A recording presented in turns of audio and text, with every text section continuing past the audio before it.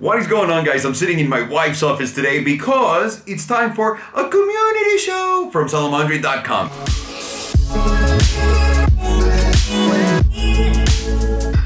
We saw all of your posts. We talked about them on the podcast already. If you haven't listened to the podcast, make sure to go listen to it right here. On Salomondrin.com, we had a few posts that really caught my eye this week. And the first one was the most interesting and really hit me right here in the heart, which is, there's a man in Florida who converted his GT3 RS, the 991.1, into a manual.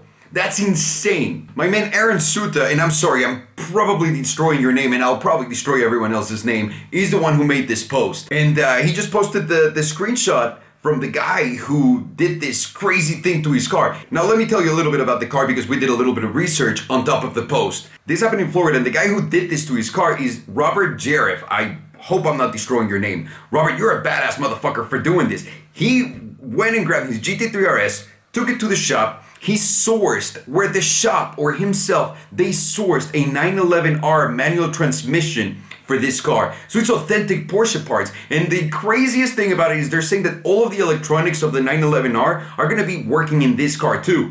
That means you're gonna have the auto bleep, sport mode, the exhaust note, everything. They're saying that installing the transmission was not the hardest thing to do in this conversion, which is absolutely bonkers. It's the software. Getting the software right so that everything works perfectly and seamlessly just like it does in the 911R. Now this guy's gonna have the only manual 991 GT3 RS. Do you think the price is gonna go up on that or not? Please let me know in the comments down below because I do think if it's done with all Porsche parts, it should go up in value because I immediately am drawn to buying that car. I'm very interested. And they're saying that he did it because he wanted a 911R or he liked the idea of the 911R in the RS. So instead of paying $500,000, he went on and just did that to his $200,000 car or $220,000 car, which incredible idea. I really hope the car works and I'd love to hear more about it and even see the car in person one day. So thank you very much for the share, Aaron. That's awesome. On the next post, Jay Scott posted what concept should have been made. And that was a great post because every single time we see a concept car, we want it to be made because they look insane. This is where companies showcase their latest and greatest technology or the future where the company is heading towards. I love seeing concepts because simply that shows what a company is thinking ahead. And I love to see the future in a way. So obviously before jumping into what my preferences were, I was reading through the comments and I saw a couple that were very interesting. So Funky Backfish said that he wanted to see that Mercedes Maybach 6 really made, the one that's all red with a huge long hood.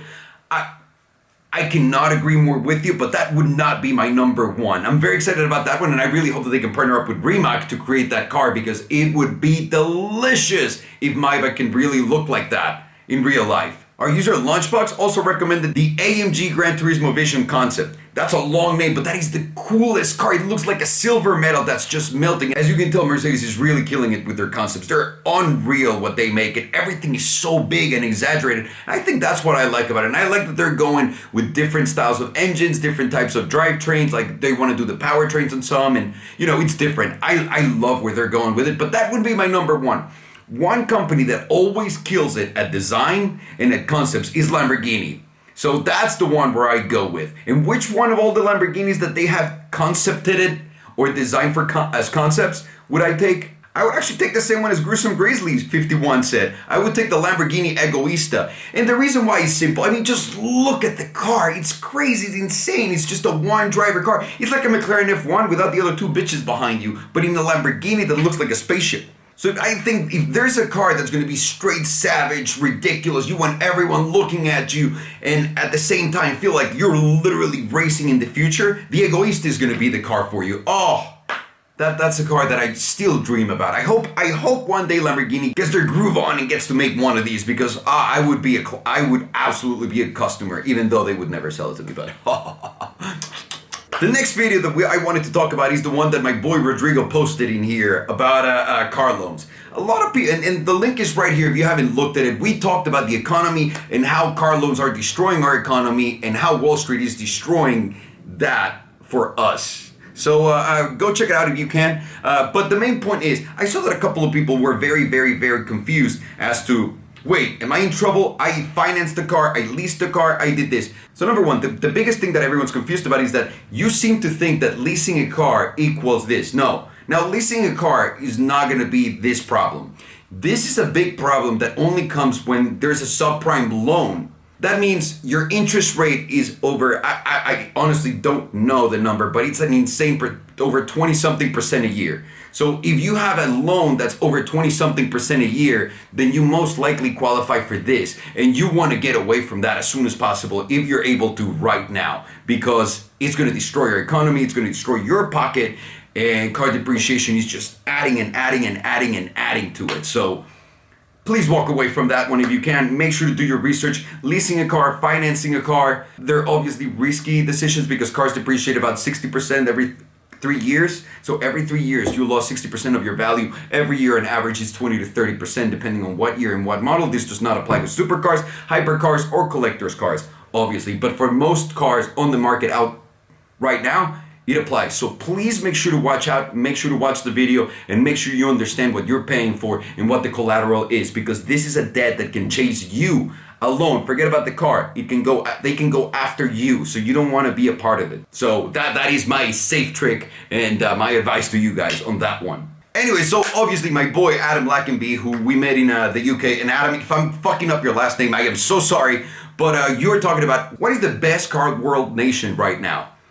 And that is a big, very loaded question. That's why I liked it so much. Adam seems to think that everything is happening in Germany and Italy and there's no more. But I found a comment because I was actually on that end of things. I thought that Germany and Italy were the biggest guys, but then you think the UK. You think about what Rolls-Royce is doing today in the market, which is obscene. You think about what Bentley is doing. You think about what Mclaren is doing. I mean, you name it, they're there. The UK is coming in so strong these days. Aston Martin's going there too. Shit, with the partnership with AMG. And like I said before, it's what you're looking for. But when you're talking about crazy, expensive, luxury supercars, I think the UK is destroying. Although the man, Godzilla42, mentioned that he thinks Germany and Japan are actually making the most reliable cars, which I have to agree with you. Even though the VW is the VW brand is known for the Christmas tree on the dash or the check engine light, I think VW is a very solid car maker. And also at the same time, Toyota, Honda, all of those guys, they're the kings of reliability. I mean, these cars will last forever and ever and ever. They're cheap to maintain and everything. So this is a great, great topic. What do you guys think? Please make sure to visit Adam's post and let us know which one, because I want to absorb as much knowledge from you guys as possible so that I can learn more and be better at explaining it to everyone else. So on to the next one. Notch85 posted a video that's called "How Crazy Expensive Is It to Maintain a Mclaren F1?" And in this video, the owner, Bruce Wiener, I'm sorry if I'm mispronouncing your last name, Bruce Wiener, who's a businessman in Atlanta, had bought, like back in the day, a McLaren F1, and he's telling the story about it in this video. I don't want to spoil it for you, but long story short, he bought it for $1.2 million.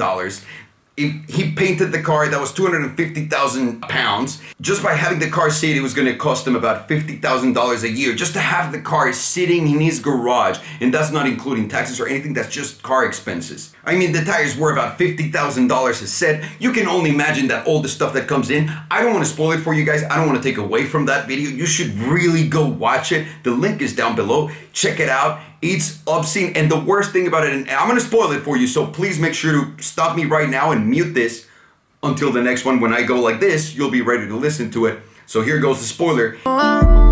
Trying to throw this shade on me, like they all hate on me. Don't bring that rage on me. He sold the car. He sold the car back then because he thought, God, I'm spending all this money in this car and it's not gonna appreciate like it did. So he sold it right before appreciation kicked in, and he says that it's one of his biggest regrets of all time. And can you blame him for that? Can you blame him for that? And that's gonna take me to my next and last post from the site, which are your biggest car regrets to sell? Which is a post by Enzo101. I know, right?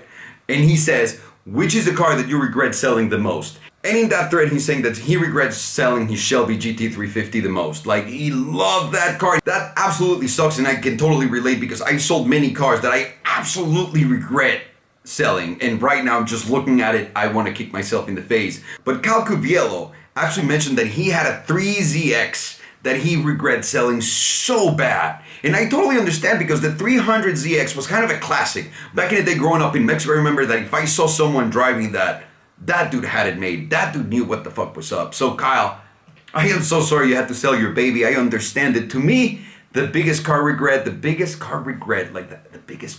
I have selling a car, I wanted to say my 4.0 because I liked it so much, but the 911R really does feel and acts the same way and sounds the same way and does a little bit more than that. So I don't want to say that right now because I still have the 911R and will for much longer.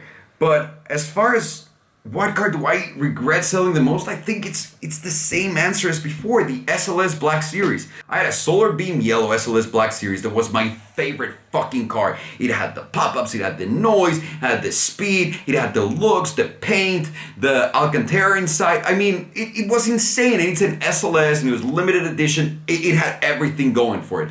I liked it a lot, but it was not right for me at the time, and I thought, you know what, I'm gonna get the most out of selling it and getting something else. I actually sold it because I had to invest the money into something else, and I turned that into the Pagani Huayra. So it didn't go that bad, investment-wise. The Pagani Huayra, we all know what happened.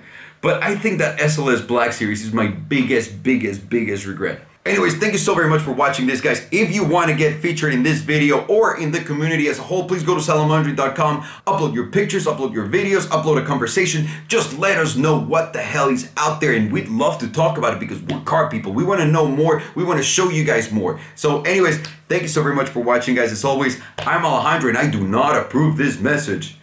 Peace out, people. We're still giving away Ivan's car, so if you haven't checked that out, there's a post on the link down below. Make sure to go check it out because we're giving away Ivan's car to any of our pro subscribers that's a pro member. If you have a membership that's got 12 months left on it, you're gonna get 12 raffle tickets. If you're a month to month, you're gonna get 1 ticket for every month that you're subscribed. Everyone gets in, everyone wins. There's a lot more giveaways coming, so make sure to stay tuned for that. Anyways, thank you very much and have a fucking wonderful day.